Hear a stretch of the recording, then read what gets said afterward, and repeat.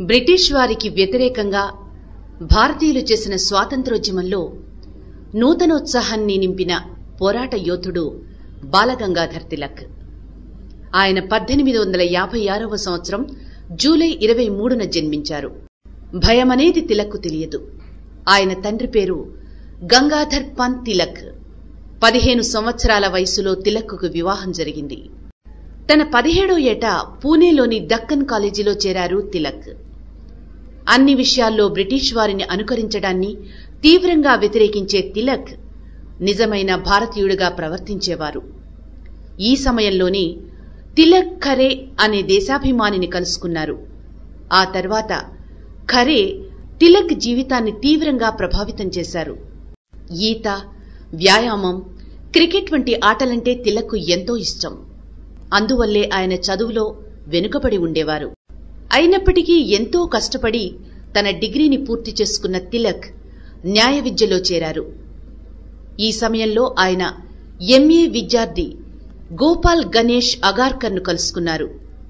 ఇక్కడి నుంచి తిలక్ భారత జాతీయోద్యమంలో చురుకైన పాత్రను వహించారు. ప్రజలు ఎంత ఎక్కువగా విద్యావంతులైతే స్వాతంత్ర్యోద్యమం అంత ఉధృతంగా సాగుతుందని తిలక్ యొక్క అభిప్రాయం. అందువల్ల ఆయన తన మిత్రులతో కలిసి ఒక స్కూల్ను ప్రారంభించారు. ప్రజల్లో జాతీయ భావాన్ని, స్వాతంత్ర్య ఆకాంక్షను పెంపొందించేందుకు తిలక్ మరాఠీలో కేసరి అనే పత్రికను, ఆంగ్లంలో మరాఠా అనే పత్రికను మొదలుపెట్టారు. తిలక్ స్నేహితులు ఈ పత్రికలను ఒక ఇంటి నుంచి మరొక ఇంటికి రహస్యంగా అందజేసేవారు. కేసరి ప్రజల్లో బాగా ప్రచారం పొందింది.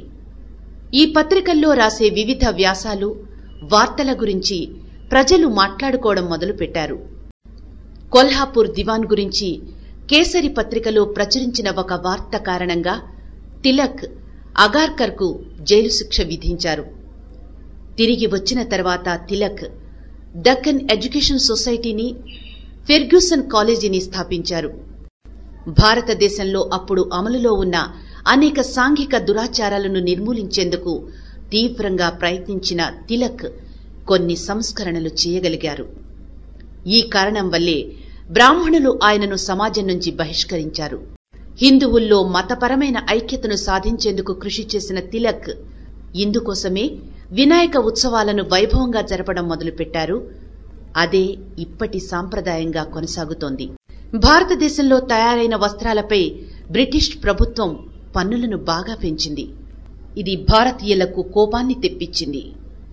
బ్రిటిష్ వారి పట్ల ఆగ్రహించిన తిలక్ విదేశీ వస్త్రాలను బహిష్కరించాలని పిలుపునిచ్చారు.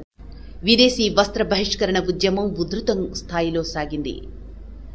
కొంతకాలానికి మహారాష్ట్రలో భయంకరమైన కరువు వచ్చింది.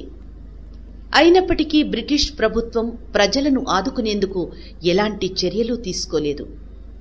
ప్రభుత్వానికి పన్నులు చెల్లించేందుకు ప్రజలు తమ భూములను అమ్ముకోవలసిన పరిస్థితి ఏర్పడింది. అందుకే తిలక్ పన్నులు చెల్లించేందుకు భూములు అమ్ముకోవద్దు, అసలు పన్నులే చెల్లించకండి అని పిలుపునిచ్చారు. తిలక్ కరువు నెలకొని ఉన్న ప్రాంతాల్లో పేద ప్రజల కోసం సహాయ చర్యలు మొదలుపెట్టారు. ఆ సమయంలోనే మహారాష్ట్రలో భయంకరమైన ప్లేగు వ్యాధి వ్యాపించడం మొదలైంది. వేల మంది ప్రజలు మరణిస్తున్నా ప్రభుత్వం మాత్రం దీన్ని పట్టించుకోలేదు.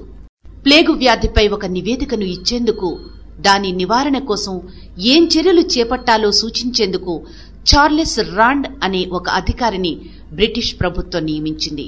రాండ్ ఆధ్వర్యంలో బ్రిటిష్ అధికారులు ప్లేగు వ్యాధి గురించి పరిశీలన చేసేందుకు ప్రతి ఇంటికి వెళ్లి ప్రజలతో అనుచితంగా ప్రవర్తించడం మొదలుపెట్టారు. ప్రజలు ఈ వైఖరిపై తీవ్రంగా ఆగ్రహం వ్యక్తం చేశారు. బ్రిటిష్ అధికారులను అనుసరిస్తున్న ఈ వైఖరి గురించి తిలక్ తన మరాఠా పత్రికలో ప్రచురించారు. అప్పటి నుంచి ప్రజలు ఆయనను మరింత గౌరవించడం మొదలుపెట్టారు. దామోదర్ హరి అనే యువకుడు బ్రిటిష్ వారి అనుచిత వైఖరి పట్ల తీవ్ర ఆగ్రహం తెచ్చుకున్నాడు. దీనంతటికీ రాండ్ కారణమని ఆగ్రహించి అతనిని కాల్చి చంపాడు. తిలక్ రాసిన వ్యాసం వల్లే ఇదంతా జరుగుతోందని భావించిన బ్రిటిష్ ప్రభుత్వం అతనిని అరెస్ట్ చేసింది.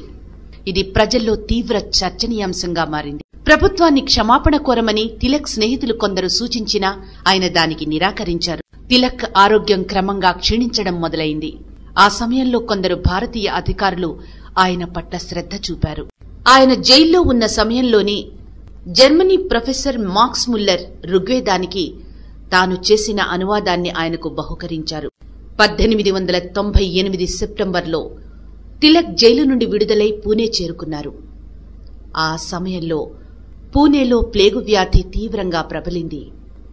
ఆ వ్యాధికి గురై ఆయన కుమారుడు కూడా మరణించాడు. అయినా చెదరని గుండెతో తిలక్ ప్లేగు వ్యాధి నిర్మూలించేందుకు కృషి చేశారు. లాలా లజపతిరాయ్ వంటి నాయకులతో కలిసి తిరిగి స్వాతంత్ర్య సంగ్రామం చేశారు. బెంగాల్ విభజనకు వ్యతిరేకంగా పోరాడారు. ఈ పోరాటంలో పాల్గొన్నందుకు ఆయనను అరెస్టు చేసి బర్మాలోని మాండలే జైలుకు తరలించింది బ్రిటిష్ ప్రభుత్వం. తిరిగి తిలక్ విడుదలయ్యే సమయానికి సూరత్లో జాతీయ కాంగ్రెస్ సమావేశానికి సన్నాహాలు జరుగుతున్నాయి. తిలక్ను అధ్యక్షుడిగా కొందరు సూచించారు. అయితే మరికొందరు ఈ ప్రతిపాదన పట్ల విముఖత చూపినా తిలక్ పట్టుపట్టి ఈ సమావేశంలో ప్రసంగించారు. 1907 ఏప్రిల్ 30వ తేదీ నాటికి స్వాతంత్ర్య సంగ్రామం హింసారూపం దాల్చింది. కొందరు అతివాదులు బ్రిటిష్ అధికారుల నివాస గృహాల వద్ద బాంబులు పేల్చారు. దీంతో తిలక్ తదితర నేతలను తిరిగి అరెస్ట్ చేసింది బ్రిటిష్ ప్రభుత్వం. ఈ కేసులో తిలక్ పై చేసిన అభియోగం సరైనదేనని 6 సంవత్సరాలు జైలు శిక్ష విధిస్తూ న్యాయస్థానం తీర్పిచ్చింది. దీనికి నిరసనగా బొంబాయి నూలుమిల్లు కార్మికులు 6 రోజుల పాటు సమ్మె చేశారు. తిలక్ను తిరిగి మాండలే జైలుకు పంపారు. తిలక్ జైల్లో ఉన్నప్పుడు పుస్తకాలు చదువుతూ కాలం గడిపేవారు. ఆ సమయంలోనే ఆయన భార్య కన్నుమూసింది. 1917 జూన్ 17వ తేదీన తిలక్ జైలు నుంచి విడుదలయ్యారు. జైలు నుంచి విడుదలైన వెంటనే హోం రూల్ ఉద్యమంలో పాల్గొన్నారు తిలక్.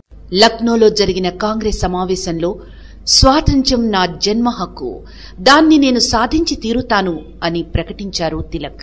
హోం రూల్ ఉద్యమ సమయంలో తిలక్ ఇంగ్లండ్ సందర్శించారు. తిలక్ చేస్తున్న కృషిని అప్పటి లేబర్ పార్టీలోని పలువురు ప్రశంసించారు.